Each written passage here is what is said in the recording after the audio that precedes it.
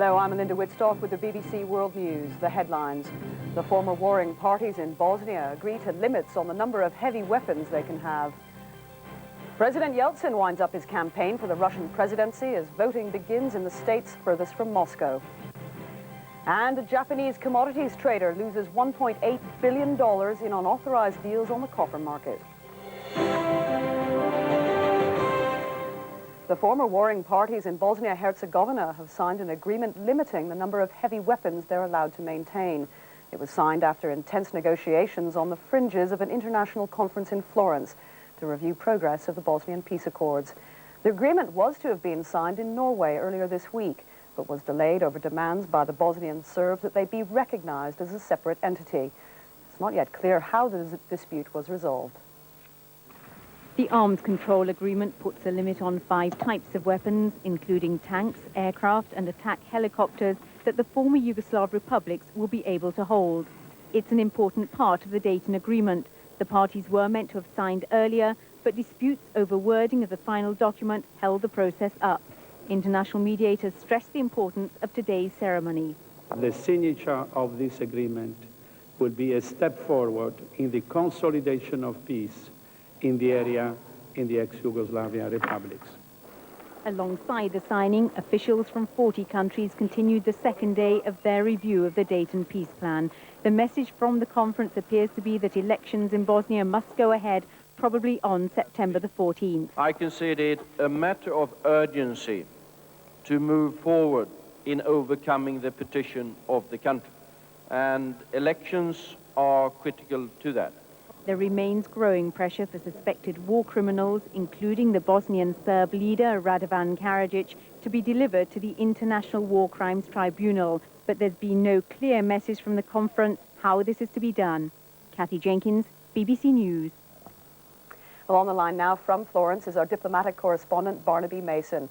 Barney, there have been demands for the immediate removal of Radovan Karadzic. How soon might those demands become reality?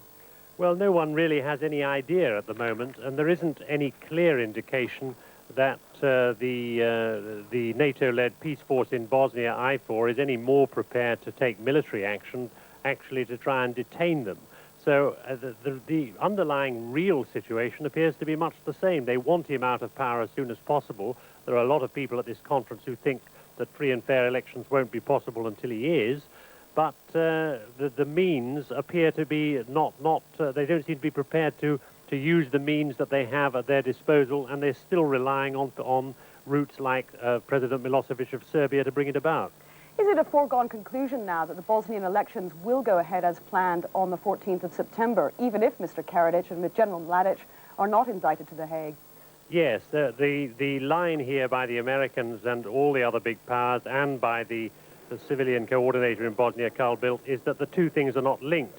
They want Mr. Karadzic and General Mladic and the Bosnian Croat suspect arrested and removed to the Hague Tribunal. They want them at the very least removed from power, but that's not linked to the elections. I think that in any circumstances falling short of a renewal of war, these elections are going to happen. They think that delaying them would be more damaging than going ahead even in very imperfect conditions. We're hearing some reports in London that economic sanctions might be used to get Mr. Karadzic ousted from power before July the 1st. Is there anything more you can tell us about that? There's nothing very definite I can tell you so far, because the final press conference is now being held, and that the concluding document will be issued very shortly. The Bosnian government wants the use of sanctions to be implemented fairly soon. The American officials concede that there is growing international pressure for some renewal of sanctions on the Bosnian Serbs, maybe even on Serbia, but at the moment they're not prepared to endorse that. Now, how significant, finally, is the arms signing agreement that we've seen today? Well, I think it is quite significant. The Dayton Agreement itself did fix certain limits for heavy weapons between the various parts of the former Yugoslavia. For example, it said that there should be twice as many allocated to the Muslim Croat Federation as to the Serb Republic. But diplomats who are very close to these negotiations say that that on its own would have been pretty meaningless without an agreement providing for exchanges of information about weapons And on the basis of that information, you can have inspection procedures. And they think that the first inspection should take place before the end of July. So if that holds good, then it is another step forward towards peace. It is some degree of control of the level of arms. Barnaby, thank you. Russian President Boris Yeltsin has addressed a rally of his supporters in the home city of Yekaterinburg. It's the last day of official campaigning in the Russian presidential election. President Yeltsin said his campaign had gone dynamically, but he regretted that what he called democratic forces had not united behind him. A small group of communists held banners in support of their candidate, Gennady Zyuganov, but they were kept well out of the way as the president arrived. He was on home turf here and guaranteed a warm reception. By this stage in the campaign, he stopped talking politics altogether. There was no mention of the communist threat, just a 5-minute homily to Russia, the people of Yekaterinburg, and his own family. His wife and daughter were on the stage behind him. There's no turning back now. We must stick together, and we will win. But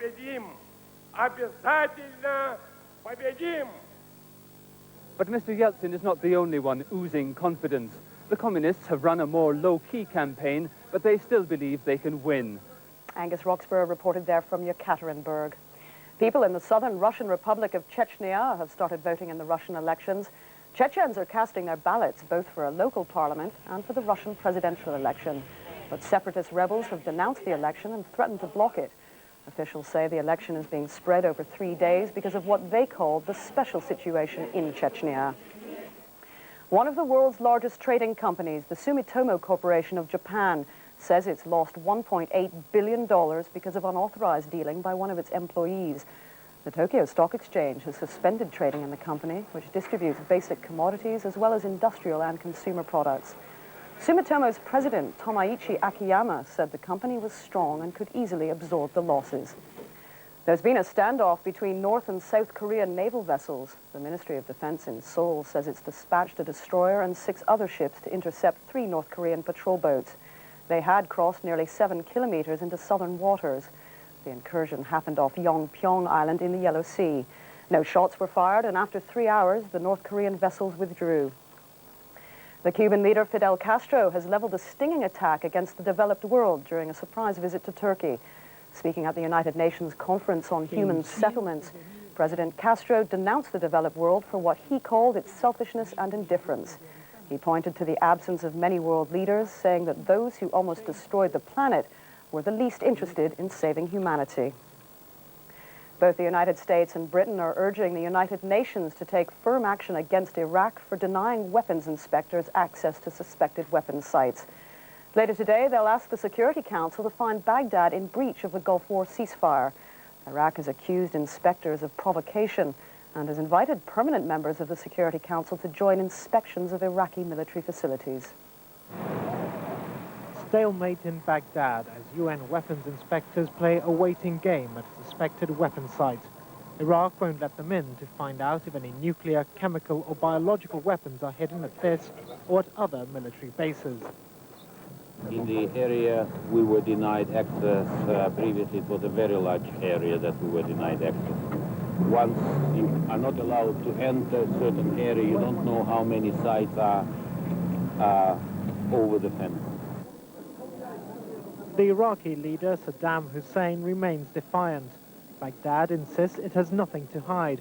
It says the installations used by the elite Republican Guard are vital to national security and accuses the UN of provocation.